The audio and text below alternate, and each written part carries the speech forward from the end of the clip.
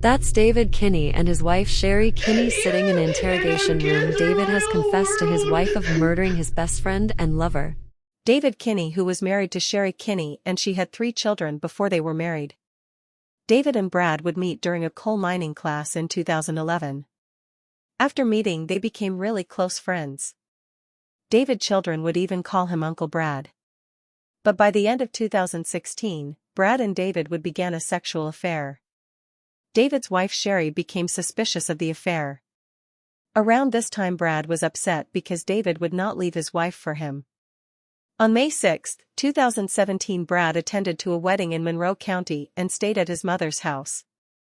During a family meal on May 7, Brad received a text message on his phone. He was noticeably happy and excited about the message and rushed to leave. Before leaving, he told his cousin that he would return a tuxedo to the mall and then go home to meet David and take a nap, which he was implying that they would have sex. After returning the tuxedo, Brad arrived at his home in Bel Air, Ohio around 2:55 p.m. The police chief lived on the same street as Brad, and his surveillance system captured footage of a car driven by David. The vehicle traveled toward Brad's home at 1:59 p.m. and then traveled away from the home at 3:11 p.m. 16 minutes after the victim arrived at home.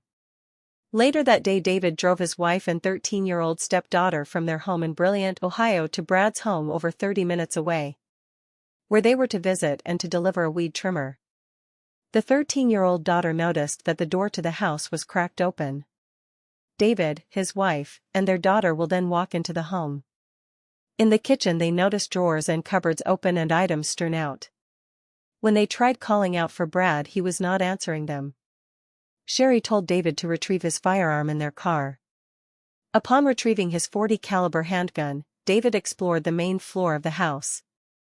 But when he went downstairs in the basement, David yelled for his wife to call 911. She then went down into the basement, followed by her daughter. At 6:15 p.m. David's wife called 911 to report that they had found Brad's body surrounded by a pool of blood. The victim was lying face down on the floor near a covered hot tub in a cluttered area of the basement.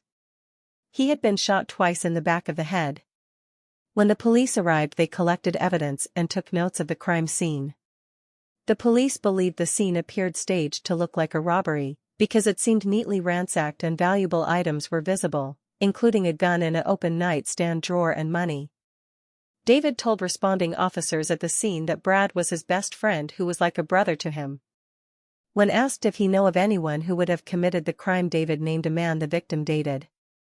But he was incarcerated at the time. Both David and his wife provided a written statement at the scene.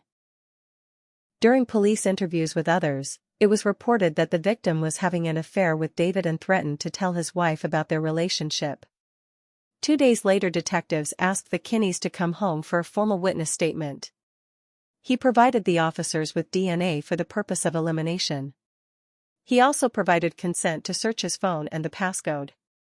David explained to police that he and his stepson went to visit Brad the day before the shooting. Brad had called him the night during and after the wedding, and they spoke both times. David also discussed his activities on the day of the shooting, omitting any mention of being at the victim's house earlier that day. The detectives later discovered some questionable conversations and pictures that David had deleted off his phone. When confronted with this, David admitted he had recurrent sexual encounters with Brad for years. He said his wife had no idea. As detectives pressed David for more information about what really happened, David would keep denying that he killed his best friend. But detectives kept pressing, giving him evidence that put him at the crime scene the day of the crime. David then claimed that he waited until the victim drove up with another man. David said after a few minutes he heard gunshots from the basement. He did not see the shooting, and he fled the scene because he was scared. He apologized for not calling the police, then changing his story to he witnessed the shooting, which prompted the shooter to threaten his life and said his wife would learn of the affair if he told anyone about the shooting. Police was not buying his stories and kept pressing him to tell the truth. Finally, David admitted he was the person who shot Brad. He said that Brad had been asking him to leave his wife for some time. He loved Brad, but also loved his wife and kids. He told Brad that he was not going to leave his wife and they had to end their affair. That's when he said Brad flipped out, smacked him with both hands, and told him to leave his wife. He then picked up a Derringer gun and started waving and pointing the gun at him. He yelled about how David fucked with his emotions for so long. David said he grabbed the gun and pushed Brad back. Then he said that Brad rushed at him. He felt threatened and shot Brad. First in the top of the head and then in the back of the head after he was down. The detective informed David that his status had changed, and Mirandized him. David then told his story to another officer and provided a written statement. David was indicted for aggravated murder with a firearm. At the 2018 jury trial, the complete recording of David's confession statement at the police station was played for the jury.